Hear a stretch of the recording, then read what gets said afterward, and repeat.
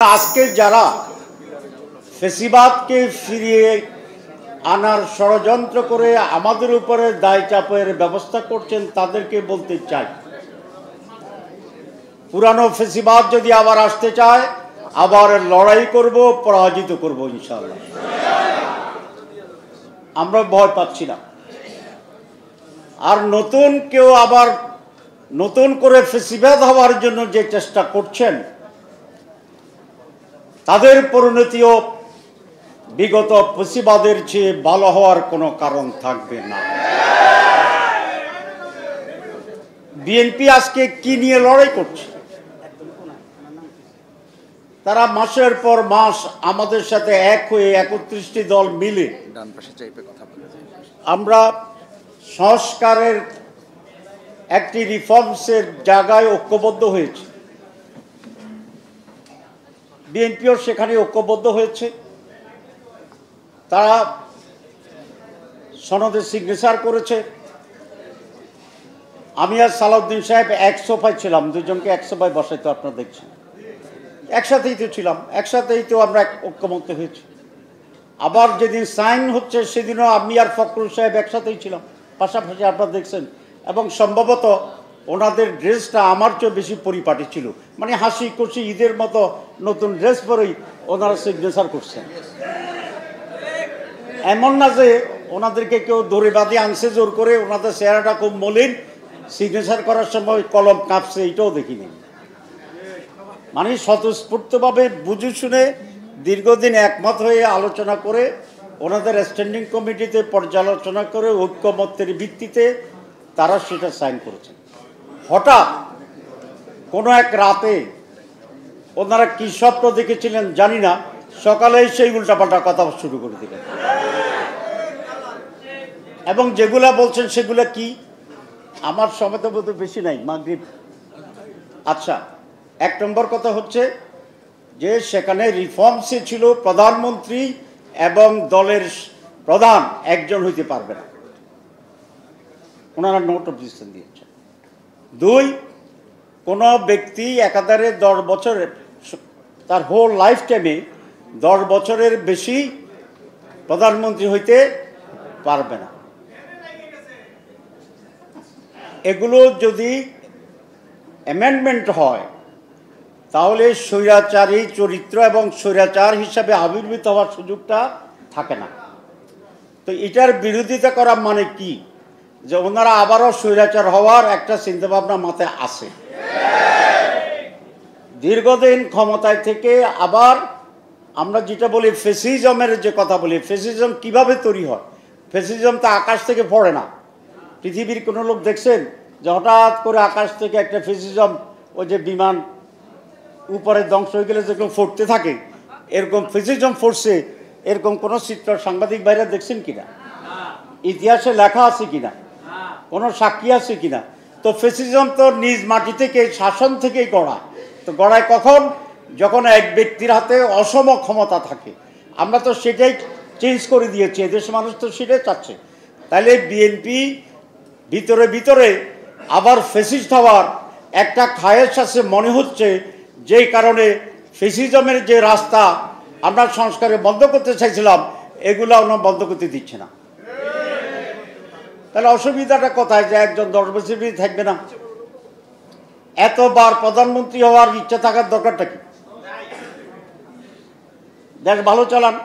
দেশ যদি ভালো চালান, সৎভাবে চালান, গুড গভর্নেন্স হয়, তো 5 বছরও কোনো প্রধানমন্ত্রী থাকতে পারবে না, চাইবে না।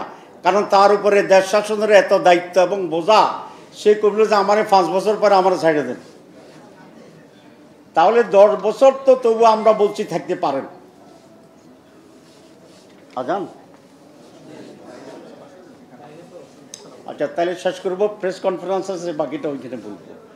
সুতরাং আমরা পরিষ্কার করে বলছি যে সংস্কার বাংলাদেশের মানুষের জন্যে, গণতন্ত্রের জন্যে, সুশাসনের জন্যে, ডেভেলপমেন্টের জন্যে, ডেমোক্রেসির জন্যে এটা অপরিহার্য। এখানে আমরা কোনো আপোষ মানি না। মাননীয় প্রধান উপদেষ্টার কাছে আমি গতকাল, আগে যেরকম খোলা চিঠি ছিল না, খোলা চিঠি, আমি কালকে একটা খোলা ভিডিও দিছি, আপনারা কেউ কেউ পড়ছেন বোধহয়। আমি সেখানে বলেছি, মাননীয় প্রধান উপদেষ্টা,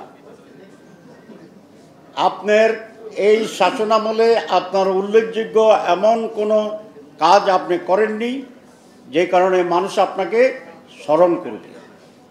হাসিনা 14 বছর ছিল, বিএনপি বোধহয় 19 বছর ছিল, আপনি 13 মাস ছিলেন। এরকম একটা শাসন ক্ষমতা আপনি আছেন। সংস্কারটা যদি আপনি ঠিকমতো করে দিতে পারেন, তাহলেই আপনি নোবেল লরিয়েট হিসেবে একজন ব্যতিক্রমধর্মী শাসক হিসেবে বাংলাদেশের শাসনের ইতিহাসে আপনার নাম লেখা থাকবে। সংস্কার মাইনাস ডক্টর ইউনূস জিরো, সংস্কার প্লাস ডক্টর ইউনূস হিরো। আমরা আপনাকে হিরো হিসেবে দেখতে চাই। কারো চাপে আপনি মাথা নত করবেন না, কারণ চাপে যদি আপনি হেলে যান মহাবিপদ। একদিক দিকে চাপ দিলে এদিকে যাবেন হেলে, আরেক দিকে যদি চাপটা একটু জোরে হয় তাহলে তো আবার এরকম হয়ে যাবে। তাহলে আপনাকে সারাদিন এরকম এরকম এরকম এরকম জিকির করতে হবে। আমরা জানি আপনি নোবেল লরিয়েট, সারা দুনিয়ায় আপনার মর্যাদা দেখে আসছি। আপনি সাহসী, আপনি কোনো চাপে নথি স্বীকার করেন না। ভারতের মতো বিশাল রাষ্ট্রকে আপনি বিদ্যাঙ্গুলি দেখাই দিয়েছেন, আলহামদুলিল্লাহ। এখানেও আপনি যে মহান কাজটি আপনি উদ্যোগ নিয়েছেন, আপনার কমিটমেন্ট ছিল 3টি: সংস্কার, বিচার, নির্বাচন। ওই দুটা করলে না সিরিয়ালি 3 নম্বর আসে। আপনি 1 থেকে 3-এ যাবেন না, আপনি 2 থেকে 3-এ যাবেন না, 3-এ যাবেন। আপনি 1 থেকে 2 আসেন, 2 থেকে 3-এ আসেন। আমরা সকলেই আপনাকে মাথায় নিয়ে ফেব্রুয়ারির মাসে 1-2 শেষ করে 3 নম্বরের একটি উৎসবমুখর নির্বাচনে আপনার স্বপ্নের সেই বাস্তবায়নে সহযোগিতা করব। আর 2-3 দিন ধরে শুনতেছি যে আপনারা বিএনপিকেও খুশি করতে চান, জামাত ইসলামীকেও খুশি করতে চান, অন্য দলগুলোকেও খুশি করতে চান। কোনো রাজনৈতিক দলকে খুশি করার দায়িত্ব আপনাদের নয়। কোনো রাজনৈতিক দলকে খুশি করা আপনাদের কাজের ভিতরে পড়ে না। আপনাদের দায়িত্ব জাতিকে খুশি করার জন্য যা করা দরকার সেটা করা। সুতরাং আমি আশা করব যে আপনারা আপনার পরিষদ সেইভাবে দৃঢ় ভূমিকা পালন করে এই জাতির মুক্তি এবং কল্যাণের যে মহাযাত্রা আমরা শুরু করেছি, সেইটি তার গন্তব্যে পৌঁছানোর জন্যে আপনি দৃঢ়চিত্তে সেই ভূমিকা পালন করবেন। আমরা আপনার সহযোগিতা আছি, জাতি আছে, মানুষ আছে। কম্প্রোমাইজ করে যদি বিভ্রান্ত তৈরি করার চেষ্টা করেন, তাহলে পুরা বিশ্বটি এক ধরনের অনিশ্চয়তা, ধোঁয়াশা এবং ঘোলাটে পরিস্থিতির আশ্রে পড়ে আবার জাতি সেই অন্ধকারের দিকে চলে যাবে বলে আমরা আশঙ্কা করছি।